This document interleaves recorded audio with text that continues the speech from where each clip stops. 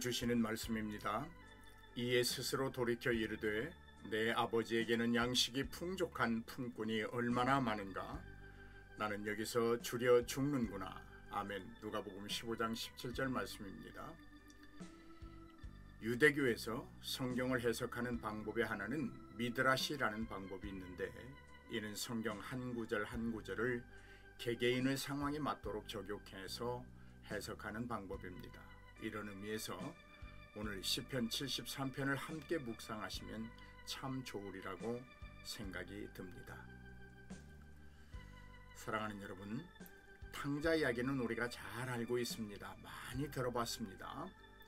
탕자 이야기는 물질에 대한 욕심이 가져오는 종국적 파멸을 이야기하고 있습니다. 아버지의 많은 재산 중에 자신의 몫을 요구하는 것은 당연할지 모릅니다. 하지만 우리의 상식으로는 자신의 몫이라 해도 아버지의 의사와는 무관하게 분배를 요청하는 그 당당함에 문제가 있다고 보는 것입니다. 또한 재산 분배의 목적이 그릇됨을 지적하는 것입니다. 아버지여, 재산 중에서 내게 돌아올 분깃을 내게 주소서 하는지라. 아버지가 그 살림을 각각 나누어 주었더라 라고 말씀하고 있습니다. 탕자는 아버지를 떠나 살려는 멋진 시나리오를 가지고 있었습니다. 그러나 결론적으로 말하면 그 시나리오가 실패로 막을 내렸다는 것입니다. 그가 찾아 떠났던 오아시스에 흉년이 들었습니다. 그 많은 재물이 흉년을 막지 못했고 즐거움이 연속되리라는 그의 시나리오가 불필요하고 무거운 종이장으로 변해버렸습니다. 떠날 때와는 달리 돼지의 밥을 찾고 있는 자신의 몰골을 바라보며 탄식과 후회로 가득 찬 허탈감에 빠졌습니다. 여러분, 우리 속담에 집 나가면 무슨 고생이라는 말이 있습니다. 아마도 탕자는 절실하게 느끼게 되었을 것입니다. 아버지의 집을 떠난 탕자, 아버지의 품에서 누리던 그 평안함과 안녕을 물질을 통해 더 많이 얻을 수 있고 더 큰 즐거움을 누릴 수 있다고 생각한 탕자의 시나리오는 실패로 끝나고 말았습니다.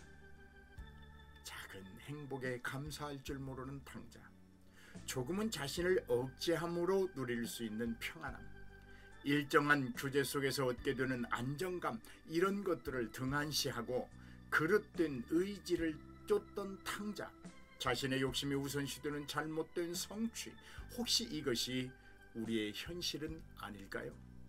냉정히 반추해 볼 가치가 충분한 우리 믿음의 현주소는 아닐까요? 아버지의 집에 있느냐? 재물에 대한 욕심의 정도가 어떠한가? 잘못된 행복에 관한 판단과 선택의 오류, 이것이 아들의 인생을 불행으로 치닫게 했습니다. 하나님 아버지의 집에 있어야 합니다. 하나님의 거룩한 성소에 머물러 있어야 합니다. 멀어지고 있다면 아니라고 부정하지 말아야 합니다. 스스로 돌이켜야 합니다. 돼지들이 먹는 쥐엄나무의 열매로 배가 채워지기를 기다리는 시간이 길면 길수록 아버지의 품을 떠난 고생은 더욱 심해집니다. 스스로 돌이키기 위하여 아버지를 신뢰해야 합니다. 하나님은 신실하십니다. 어제의 일을 묻지 않으십니다. 아니, 조금 전의 일들도 묻지 않으십니다. 다만 지금부터 어떻게 할 거라고 물으십니다. 그 물으심은 책망이 아닙니다. 힘내라는 격려입니다. 잘 돌아왔다는 칭찬입니다. 너는 새로운 삶을 살 수 있다는 확신을 주십니다. 끝없이 품으시는 긍휼하신 사랑입니다. 사랑하는 여러분, 정체성을 회복해야 합니다. 내가 누구인가를 분명 알아야 한다는 말입니다. 우리는 하나님의 자녀입니다. 아무도 주지 않는 쥐엄나무 열매를 찾는 자가 아닙니다. 먹이를 찾아 헤매는 하이에나가 아니라는 말입니다. 우리에게는 나누어주며 살 수 있는 풍성함이 있습니다. 눈치 보며 살지 않아도 되는 아버지의 집이 있습니다. 취업 열매 하나에 눈물 지을 자들이 아닙니다. 아무 것이 없어도 다음을 염려하지 않는 평안함이 있습니다. 잡히지 않아도 풍성한 넘침이 있습니다. 울담 너머의 풍악 소리가 아무리 흥미로워도 아버지의 품에서 누리는 잔잔함이 더욱 좋은 자들입니다. 이것이 사실적인 우리의 모습이요 삶입니다. 이제는 아버지에게 내 몫을 달라는 응석을 부리지 마십시오. 진정한 우리의 몫은 아버지이십니다. 아버지가 나의 몫이며 우리가 원하고 바라야 하는 유일한 것입니다. 할렐루야. 더는 거짓된 자아에 빠지지 마시고 과감하게 떨쳐버리십시오. 이 순간 시급한 일은 재물을 요청하는 것이 아니라 분명한 자신의 정체성을 회복하는 것입니다. 자신의 정체성을 회복한 자들만이 하나님을 옳게 예배할 수 있습니다. 예배는 눈에 보이는 어떤 행사가 아니라 드리는 자의 진실된 마음입니다. 그러므로 예배에 드릴 진실한 마음이란 자신의 정체성을 온전히 회복하고 아버지가 나의 몫입니다 라는 고백입니다.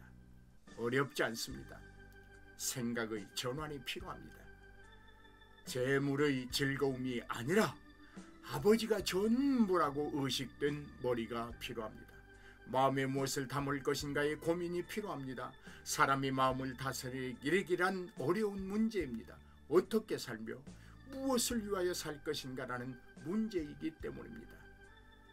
묘하게도 옳은 것보다는 그릇된 것으로 마음이 기울어집니다. 오라 나는 곤고한 자로다 라는 바울의 고백이 우리의 피할 수 없는 현실입니다.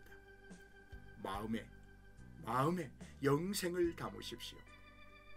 자, 이제 아버지의 집으로 돌아오십시오.